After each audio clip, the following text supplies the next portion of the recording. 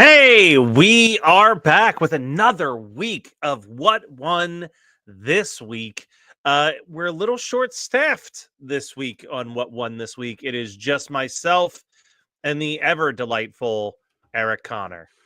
And Matt, I don't think we've met in person yet, Matt. So you have no idea how tall or short I am. That Uh, is so, true. so I might be. Oh, I'm not tall. Well, hopefully, I'll tell you, this isn't my What Won This Week, but I am in the thick of it as far as San Diego Comic-Con planning and organizing, many, many months away, but working out what panels we're going to submit, who are the people that I want to see there. And Eric, I've got a little spoiler alert, but there is a side pocket of people. So we have our press people, we have our exhibitor people, and then there's the people where if we get a panel and we get a couple +1 badges, who we want to give those badges to. And Eric, you are in fact on the list of people who are in the running to get a +1 badge if we're able to get enough of them. So I am the side hustle of your soul. I appreciate that. Exactly. Listen, hopefully things go well and we get to finally meet by July of this year. and then you're gonna meet me, and then like, well, okay, well, we're better from far away. Yeah, it was a good time. That one and done. 3,000 miles is enough. So we do have some exciting things planned beyond just me and Eric. If it was just Eric and I sharing our What Won This Week, at max it'd be like a 15-minute episode. But we do have some things that were promised to you guys, including we can do a couple rounds of ESPM. Eric, you found 2 sports clips for me to look at here. Should I do the hockey one first, or should I do the football I one leave first? that to you, Matt. I mean, whatever you're feeling right now. I mean, it is football season is over, hockey season. We're kind of in the thick of it. So whatever you're feeling, do you feel lucky, Punk? I guess is all right. one Let's see. man would say. Let's go with hockey first. I feel Nice. like I'll have a handle on hockey a little bit more than football, but who knows? I have not seen these clips. You've pulled the audio from these clips, right? Yeah. All right. So here we go. So starting here. Okay. So I don't even know who these teams are. I'm looking at the abbreviation at the top and I'm already lost. Okay. So the one team, there's an open goal and he's still missing okay. So there's an open goal. There's no goalie. Guy missed the shot there, but the one with the goalie, they did get a shot. This is insane. Everyone's celebrating. People seem happy. Okay, they're from Texas. I pieced together that. Okay. Now is this like a recent thing or is this like a historical moment? Okay. This is the Oilers. I see that. Okay. I know them. I'm familiar with that name. All right, so let's see what happens. Yeah, they're slowing it down for you. Okay, so totally botched it there. Missed an open net. Passed it to the wrong team. And then that team got all the way down to the end and just quickly, like, what is that, like a slap shot? Just like sneakily got it in the net from behind. Yeah, I'd say snuck it by the goalie. The goalie dived to make it. Listen, I mean, Matt, I think Hockey Night in Canada, if they're ever looking for a new host with slightly better wardrobe, I mean, I think you're set. Sweet. All right. Do I need to keep watching this or no? It was just replay of that moment. So okay, classic. Yeah, and for our radio audience, I hope you could envision it as well as he described it, because it was one of those legendary botches. It was one of empty net goal. It's a gimme shot, even for a guy like me who never put on ice skates for hockey, but only played street hockey out there in the woods of Delaware and Pennsylvania. But basically, it was an empty net, and all he had to do was there was no one there, no one within yards of him. Yeah, no need to be flashy or anything. Just literally bring it to the net. And he not only missed it, he bit it. Like he wiped out. It was there was a lot that happened there. All right, fantastic. Well, yeah, Matt, you really killed it. So I think thank you. A lot to be proud of. This one might be harder. Let's try this football one. Oh boy. Okay. So we got New England and the Giants. Okay, so it's the Patriots and the Giants. I got that much. Good job. Okay, it's a 3rd and 5th, which I didn't know was a thing. 3rd and 5, but okay. No, it's 3rd and 5th. They're going to change the name. What is happening? This is chaos. Was that okay? Whoa. Okay, I don't think you're allowed to do that when someone catches a football. And it looks like pandemonium right now. I definitely will need a replay to. Oh, this was at the Super Bowl. Okay, so he jumped up, he caught it. Now he's body slamming him in a weird wrestling kind of way, and it doesn't seem great. Okay, so it was at least I was trying to determine if it was an interception. That was a successful pass from Giants to Giants. Yes, indeed. And man, this is okay. Here's from another angle. I mean, no matter what angle you show me, it seems like it's not supposed to go like this.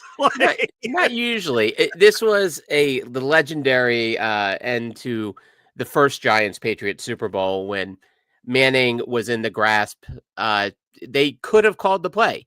They could have said, he's in the grasp, which they'll do to protect quarterbacks so they don't get their bell rung. David Tyree there, who didn't necessarily have the most stellar of stats, but that moment means he'll never pay for another drink in New York or Jersey for the rest of his life. Okay. Caught the ball, one-handed football next to his helmet. Yeah, that was a heck of a catch. And you were right. There was pandemonium. You were right. There were Giants and Patriots, and everything else. I think you gave us enough for us to use our imagination. To fill in again, the multitude of blanks. I painted a beautiful image for the people listening at home who aren't able to watch the video. I think, Eric, I have a pretty unique what won this week, so I want you to start. Actually, Ooh. All right. Well. Now, this is going to sound like what lost this week. It's going to sound like it, okay. But work with me. Sorry for the cough. I should have muted. So we lost one of our great actors, Gene Hackman, and died under very mysterious circumstances as of the recording of this, February 28th, year 2025 of our Lord. We still don't know what happened.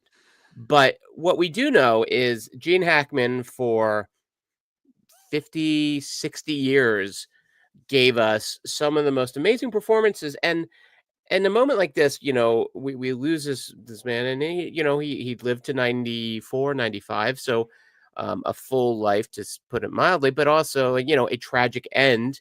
Him and his wife both died. They lose a dog. So it's all the sadness. But amidst this, you realize, like, all of a sudden people are talking about Gene Hackman for the first time in a while.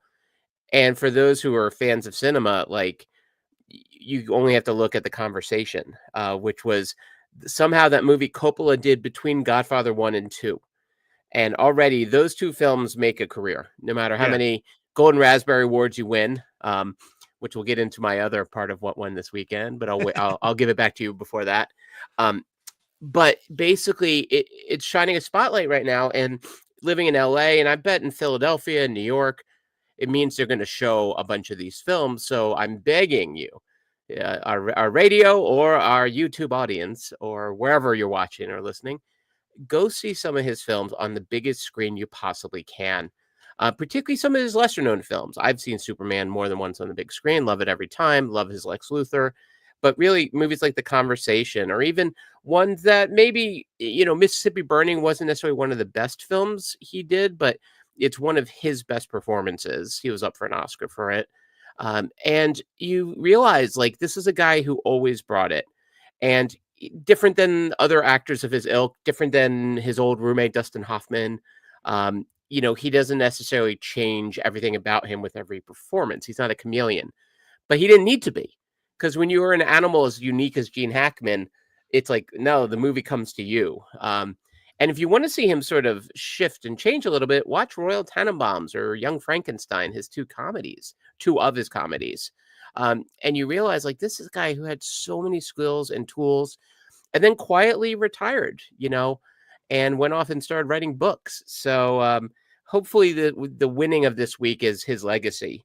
Right. And a reminder for people out there, if you didn't see enough of his work, well, there's no time like the present. Go watch as much of it as you can. You will not be disappointed. I think that's very fair. Obviously, I was also really hit by the Michelle Trachtenberg the day before was equally shocking. And I think the thing that, I mean, there's nothing that really wins in that situation, No. but it was nice knowing that a person that I always admired, whether it was like a celebrity crush or just a fan of her acting, I saw a lot of people who weren't fellow actors, but people who were just like PAs and extras on projects of hers, all kind of saying the same thing of just like very down to earth, would talk to anybody, like didn't have an ego about herself. So that's a real bummer. The Gene Hackman one, there will be I'm so curious to find out what actually was the cause, because it's so everyone was Yeah. like, oh, had to have been like carbon monoxide or something, and then it comes out, nope, no traces of that. And you're just like, well, now I'm really baffled by Yeah. how this happens. Like, I mean, it is New Mexico, and Breaking Bad was set in New Mexico for a reason because it that's true. should Yeah. have been. And I mean, even once I went to New Mexico, and a friend of mine lived in relatively nice street, and there was a RV parked right nearby, and I made some kind of joke about, oh, I guess that's where they're cooking the meth, and she's like, actually, I'm pretty sure they are. Yeah. I was like, oh God. I mean, like when you walk into something and it's worse than the stereotype joke you would have. That's always That's fun. that's parts Yeah. of New Mexico, but I just hope the family gets some peace, get some answers, Yeah. 100%. um, and I mean, what a career though, and the idea of him and Dustin Hoffman as roommates. That's like when you follow all the stories of Judd Apatow in New York, where it's like, oh, that dude lived with, I think it was like Adam Sandler at one point, Ben Stiller at one point. Like he was just like everybody's roommate in the Yeah, yeah, 80s. yeah. Like as everyone was getting famous, every roommate of his would get famous and move on, and he'd still be still be holding it down in the apartment. Um, Eric, I promise that mine was something a little different and more unique I heard rumors than of that. Yes. the past. Um, when I was in high school, I was very, very cool.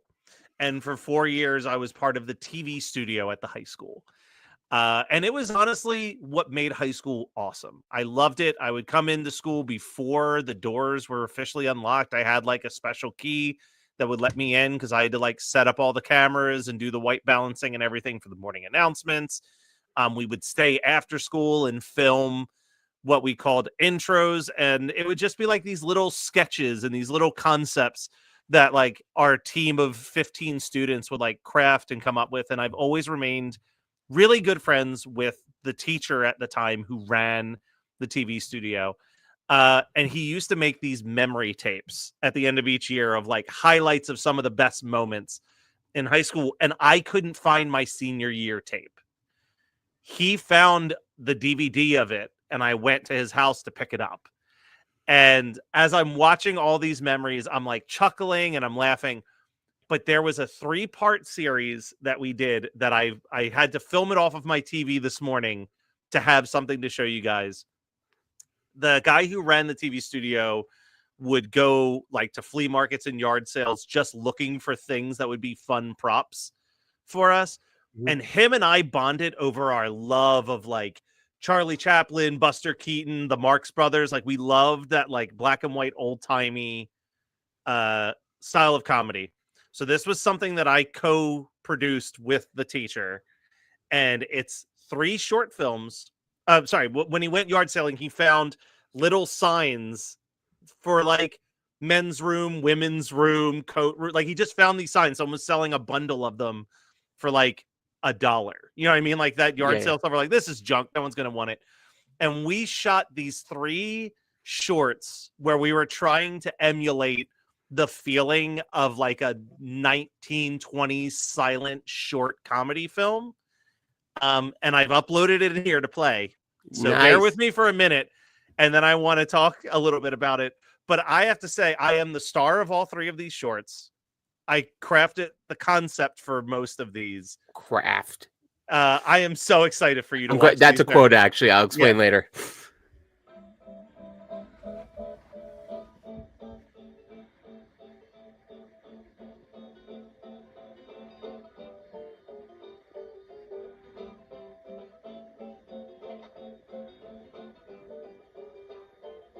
Now come on, girls, let's go out and have some fun. Once I ran that 10-year-old gun, we can go out and have a very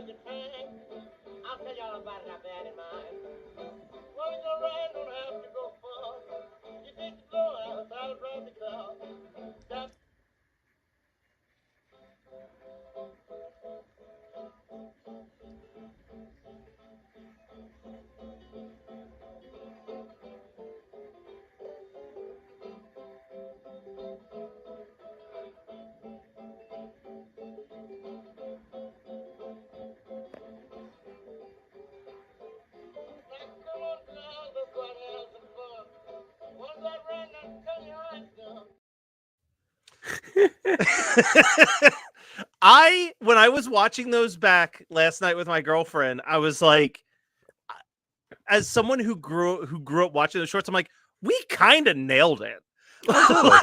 like I think we nailed the music, we nailed the aesthetic, we nailed the sense of humor of those types of shorts. Oh, I mean, Matt, they did I think they do this almost every year, a Three Stooges marathon at one of the theaters in Glendale called the Alex. And I went with my younger son a few years back, and I mean, watching like the original Three Stooges on a big screen with a crowd.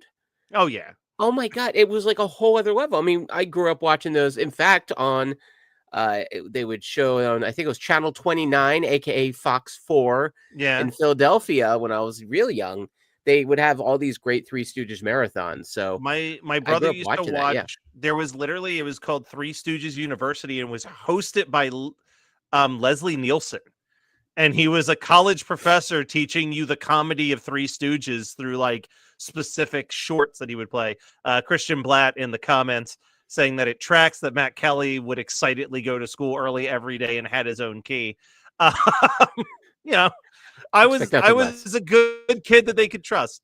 But yeah, like the videos, I was having a blast watching it. My girlfriend was kind of just in a Stockholm situation for like 45 minutes as I was like explaining who these people were. And you know, it's weird to like almost be 40 but already having those situations of like, oh, that person's not alive anymore. Like, Yeah. oh, I lost touch with that person who I used to talk to every morning at school. Like there's like those moments where you're like, oh God, like how much things have changed.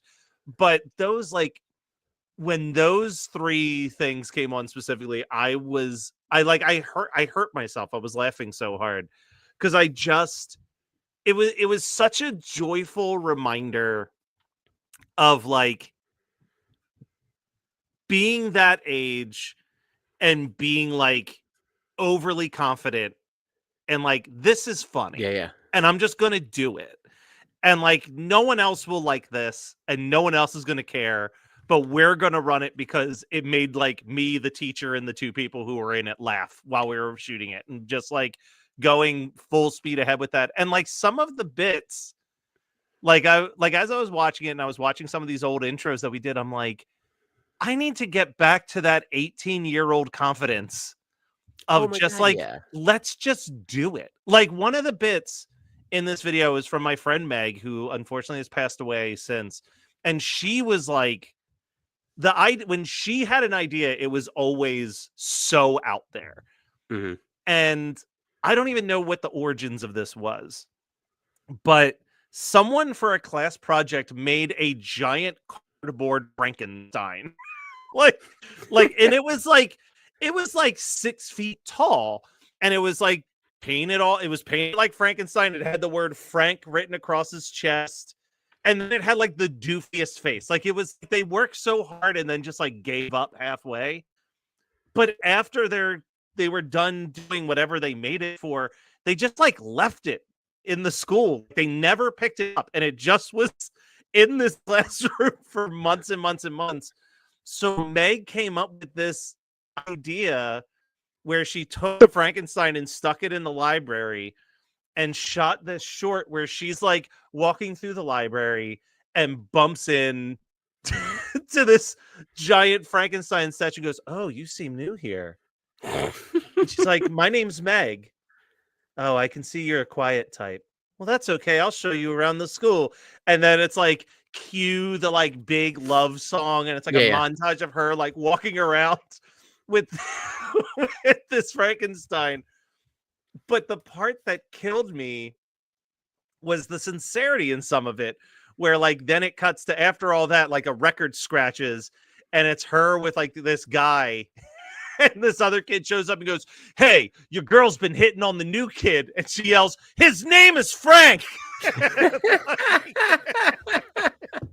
And, like it turns into a whole fight scene where they're fighting this inanimate Frankenstein thing, and someone behind keeps moving the arms, so the Frankenstein's like, it's but it was like again, the audacity that like we made this thing and then it was the entire school's problem that they had Right. to watch that in the morning. And let's see, Christian chimed in with, by the way, I did morning announcements senior year of high school. Clearly, this is an instance where game recognizes game. Thank you, Christian. Of course he did. I mean, listen, there's no doubt that Christian did that. 100%. But I mean, that teacher, I just want to give a quick shout out to that teacher who we were editing for my freshman year to junior year. We were editing with a VCR hooked to another VCR. Ah, yes. Like that old school, like you had to kind of nail those cuts. And he was just like, why are we doing this? Like in 2000, I graduated in 2004. Like the digital age was like well off and running. And he really pushed for the school to potentially invest in some Macs and some editing software. And they like didn't give him nearly enough to do it. So he was an avid record collector and he sold his record collection to finance the equipment that he felt like we deserved to have. And like Oh my God. teaching us Dude. how to edit, like, being 18 in 2004, being taught how to edit in Final Cut Pro was like when it was the newest system you could be editing. So like it was Right. like that did so much. And like I regret that I didn't pursue filmmaking quite after that. But like having a teacher who kind of believed in you enough to do that. I'm excited to go. He gave me a whole spiral, like one of these guys of burnt DVDs that I guess has all of the projects that I did for the film class. Mhm. And one of them is I have to find it, but one of them is going to be a documentary that I won a couple film festivals with that I had not seen since 2004. So like the Matt Kelly Film Festival, it Matt begins Kelly- here and now. well, no, I wouldn't bore people with the rest of those. That was the only one where I felt like, no, this is funny. Like I felt confident that it was funny and not like too inside baseball to be Well- appreciated. You also, Matt, what I really like too is, okay, you're 18 and yet you and your friends are making these shorts that are so like innocent. Yeah, I mean, because like 18 is not really an innocent age. And yeah, yet here you are doing a throwback to something that, was, popular during the Great Depression. yeah. Um, And I mean, we tried to be as edgy as we could without getting in trouble. Like the Right. school would come to us and say, "This is one of the ones that I laughed at actually," and this was a Meg creation, but it was we were doing a canned food drive, and they're like, "We would love for you guys to do a commercial for the canned food drive," so we did a whole a whole commercial based on the concept of other words that can mean. So it was just like, hold up, I got to go use the can. And then they like would walk into the bathroom and people would just hand them cans of food and then they'd walk out. Or like my favorite one was two guys walking by and the two girls cat call, "Hey, nice can." And they both turn around and hold out their soup cans. Yes. Like it was just like, but that was about as edgy as we could get. Well, at of the course. time. But But I mean, like, but you clearly were like loving being, a little bit of a throwback, a little bit square with it, and I Yeah. think that's the joy of it. And I mean, you're bringing up like being 18. Like, I remember when I first moved to LA, and I moved here and I started USC Film School like that day. Like, Yeah. barely got my feet under me, and all of a sudden they give you a camera. And like, go make it, go make a film. And I'm like, Yeah. "Oh, okay." And they did that before they even taught us any of the rules of like permits, being legally allowed to do things or any of that. And in some ways I'm glad they did it that way, in most ways actually, because it meant we were a little bit fearless. And I mean, I think that's a big part of it. And and right. And I think that's why, and this is like not a diss or a dunk on LA at all, because there are great films coming out of LA. But I always admire when like how many great independent films come not from New York or Sure. LA. And I think a huge part of it is that those filmmakers aren't being told what the rules are Right. on what to do. Like, Well, and it's also why LA loses, productions every year, every minute. Yeah. It's because other places like welcome it. And it's something I would always kind of preach to my students over at the school is like, if you go a little bit outside of LA or Burbank, people are still kind of like genuinely excited about the possibilities of, oh, Yeah. this is kind of cool. This is art. There's a couple filmmakers I know, they're out of Fresno, and they're like the mayors of Fresno, these two guys, and Yeah. they have access to such great stuff, and they made it their hub, like Robert Rodriguez did with Austin, you know. Yeah. And I think there is something about like when you get excited and you get other people on board with your excitement. Yeah. You know, I think like that's the thing, that it's so easy in this city for people to be cynical, Yeah. You pass by a film shoot and you're annoyed because you know it's going to increase your commute by like 6 minutes. Well, and Um, that's like the thing that I saw with one of the people that I did TV studio with, my friend Crispy, made this movie, Delco the movie. And, you know, I have my feelings on the movie's overall quality. I think it's well shot. I don't think it's the most incredible script I've ever seen in my life, but the excitement in Delaware County around that movie and the sure. excitement of like, oh, Hollywood is here. And like Hollywood was not here. You know what I mean? Like the biggest name in the whole movie is Brian O'Halloran from Clerks. And it's like Homeboy's just over the bridge. Like, it's not, you know, we weren't bringing in these like he wasn't bringing in massive names. It wasn't, you know, who even knows how far distribution will even go on something so niche. But, you know, they had a 4-night premiere at the Media Theater and every showing was sold out and people really rallied around it and felt like it was something special. And I think it was because at the end of the day, it was just pure wholesome goodness celebrating like, Yeah. hey, we can do something here too. Like it's kind of everything you think of when you look at like the Clerk story. You know what I mean? Like Sure. the charm of the Clerk story to me is how excited the people of that town in New Jersey were to see their little Oh, town yeah. being represented. Like it's, A- and I And he guess always that throws the can get love back old. on that part of Yeah, Jersey. You know, like always. Even in LA, all of his movies are back to Jersey. of course, no, he Like, gets it. Wait, and when you say media theater, so Media Pennsylvania, you're talking? Is yeah, that? like literally the Oh, I Media used to work in Theater, media. like the Media Theater where they would do like plays. Mhm. They did a big 3 or 4 day movie premiere there. And it's just like it's wild. It's like all this kind of I guess the thing that won is being reminded of the carefree innocence of Yeah. creativity before the world has made you second guess every single decision that you're Oh, about sure. to do. Well, and your teacher must have been stoked that like you are a media guy. Like you Yeah. podcast what they say anywhere Matt Kelly goes, he hears the sound of a podcast needing to be recorded. Listen, I'm Along already working on 2 more that might be See? coming to the network this year. So one So of I them mean, you but may need to be a part of because I think we're going to try to finally do a Geekscape sports podcast where it's ooh. geeks talking about current sports news in a framework that someone like me could follow and understand.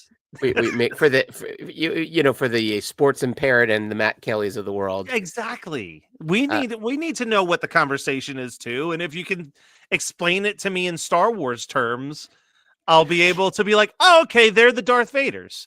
right, right.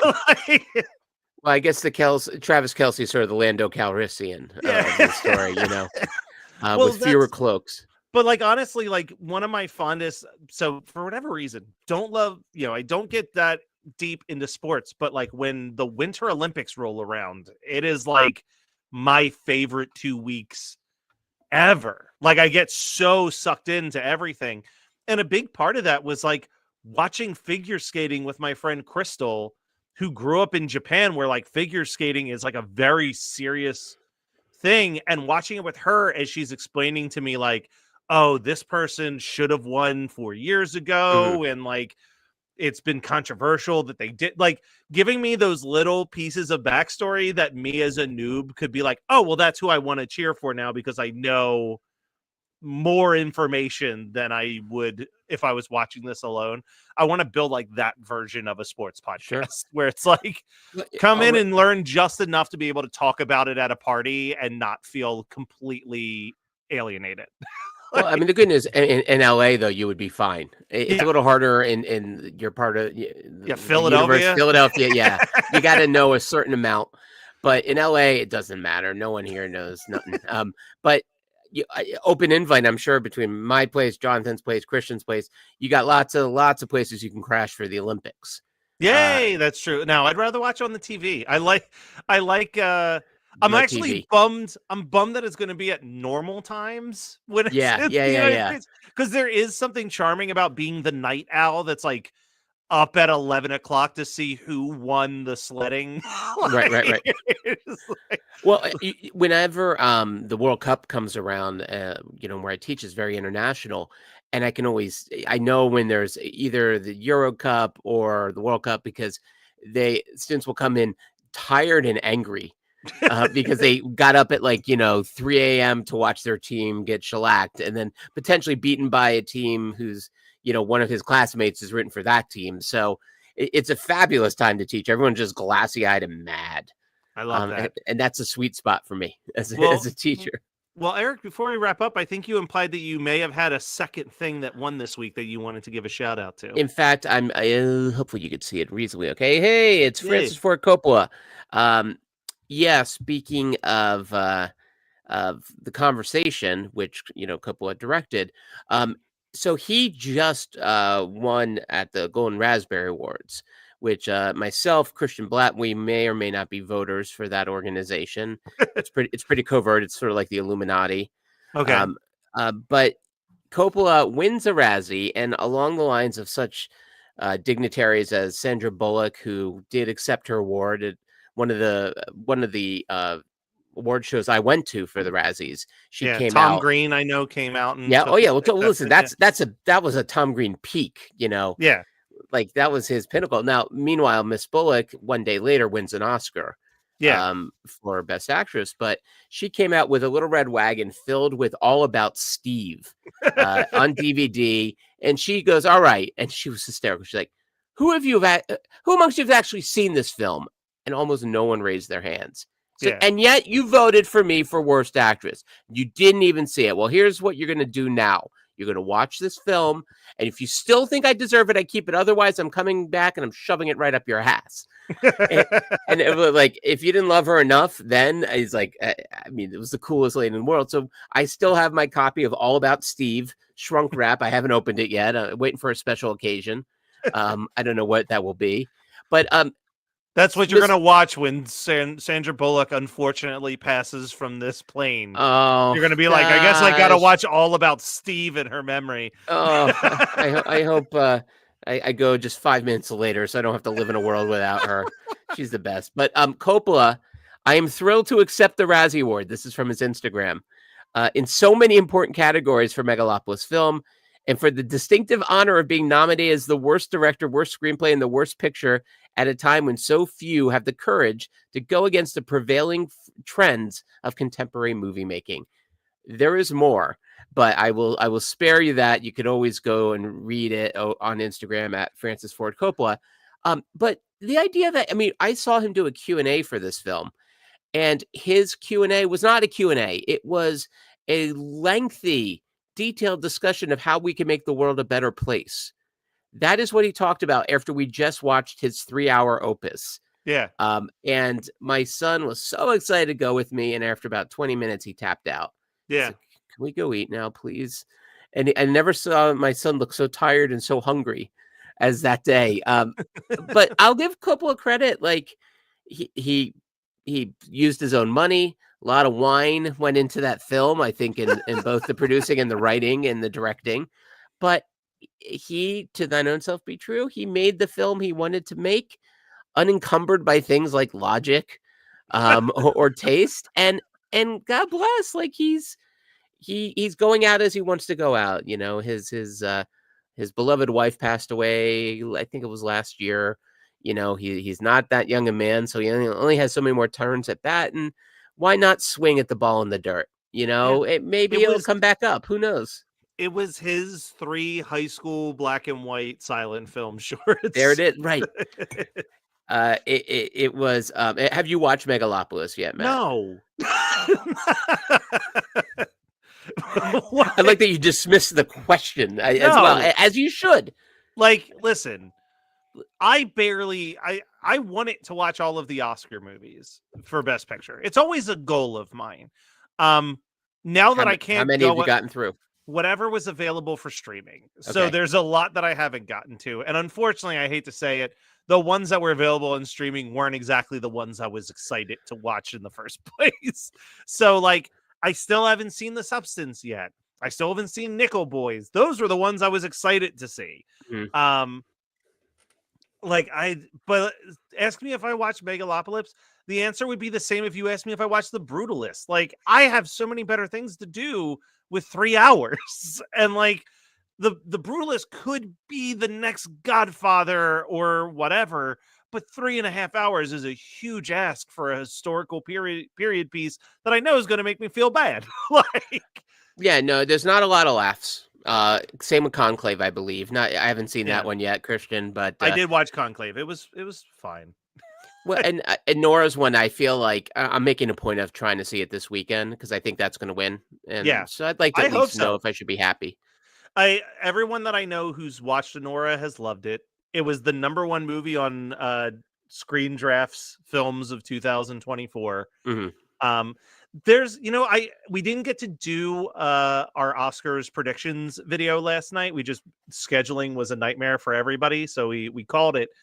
Um, but as you being a person in there, was there anything that you felt was an absolute snub this year? Oh, yeah, one that I thought was great, not necessarily as a best picture, but at least for maybe a screenplay or the actress was Thelma. Okay.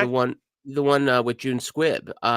I watched that, and that was one of the highlights for me as watching any movies this year was watching that one. And you know what's about, right? The 90-some-odd-year-old woman who, Yeah. has to find the people who stole money from her. And it was her and Richard Roundtree in his last performance, from Shaft. Yeah. And he was terrific. She was amazing. And it was such a lovely film. I watched it with my mother-in-law, my wife, both my sons, and one of my mother-in-law's friends. We all loved it. And how many movies can you say that about? Yeah. Something that There's a really spoke to everyone, including my teenager who was like, that was my favorite film this year. Yeah, there was a lot of I felt like there was a good amount of movies nominated in other categories, but not in Best Picture, that Mhm. I would have been like, we can replace some of these. Like the ones that come to mind were like Flow. I think Flow should have been up there for Best Picture. It's Mhm. in the Best Animated category. I know people were shocked that Wild Robot didn't get a Best Picture. I think Flow is better than Wild Robot as far as animation film goes. Um, the big one for me was Real Pain. A Real Pain, like I thought was unbelievable. Yeah. Um, and for that to only kind of get some acting nods, but I'm like, the whole movie's an acting tour de force. Like, how do you nominate the actors and not also just go all in on the movie when it's literally basically a two-man acting tour de force? I I saw the think it TV could win the Glow. screenplay. It It could win a screenplay it Oscar, though. should. It really should.